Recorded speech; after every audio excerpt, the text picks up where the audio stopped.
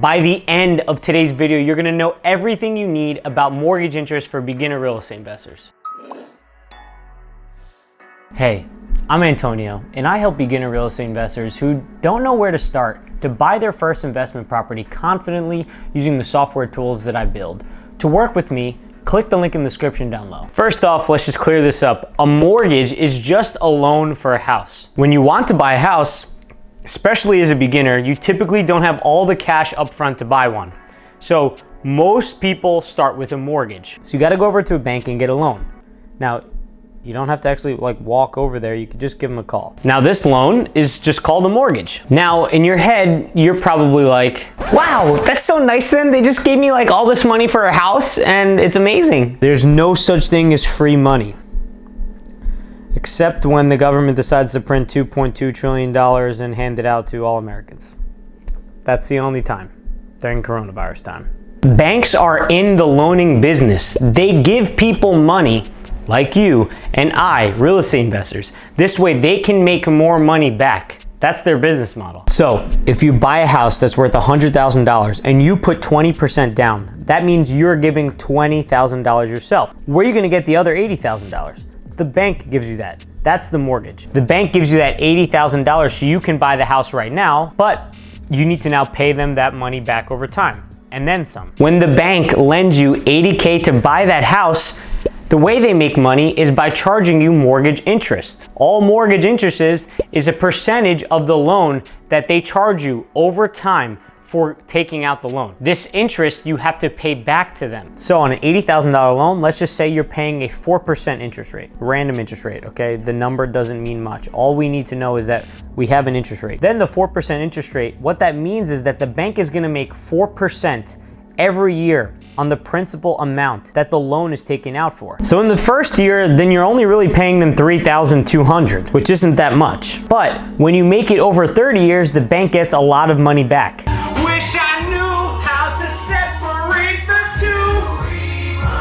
You remind me. I always nail this part in karaoke.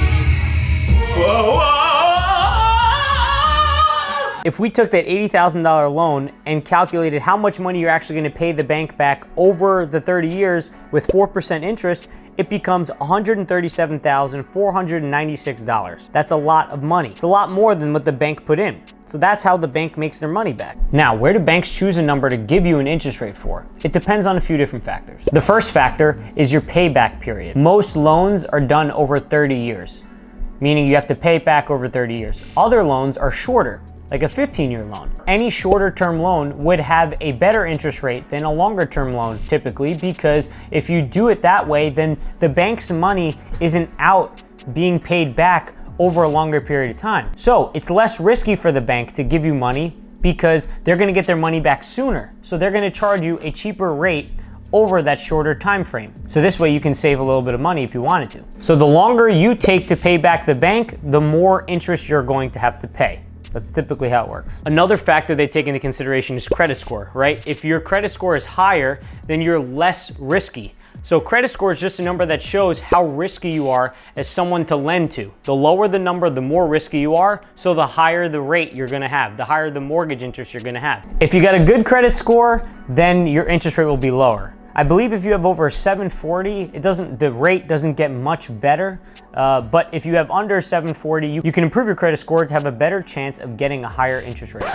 Or to get a lower, we want a lower interest rate. Now, usually loans from most banks will be around the same range because of competition. In order for banks to stay competitive, they can't just charge a really high rate unless if they were the only bank. So if you're looking for a loan with different rates, you might have to go to a different type of lender, or you can call up a bunch of banks and just see which one will give you the lowest rate over the loan of the mortgage, because every little point counts. Now, how do you pay back the bank all this money? Well, you have a mortgage payment every single month, and that mortgage payment typically consists of what's the original amount that they gave you, that $80K, part of that, and the interest that you owe. Typically, the interest is front-loaded, meaning you will pay a lot of the interest up front and less of the principal. This is so the bank makes sure that they get paid their money first. Again, everything is to make sure that they get their money. Now, in your mortgage payments, you'll typically pay the insurance on the house and the taxes as well.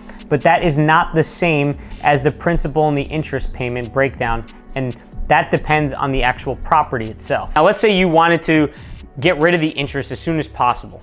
What you could do is pay back the principal, the original amount that the bank gave you, that 80K. If you keep paying extra money towards that 80K every month, then it'll reduce the amount of interest you have to pay over the term of the loan. Because once the principal's paid up, then all you need to do is pay the interest down. Now that you know what mortgage interest is, you should click on the screen right now to find out how mortgages affect your cash flow. It's gonna be there or here somewhere.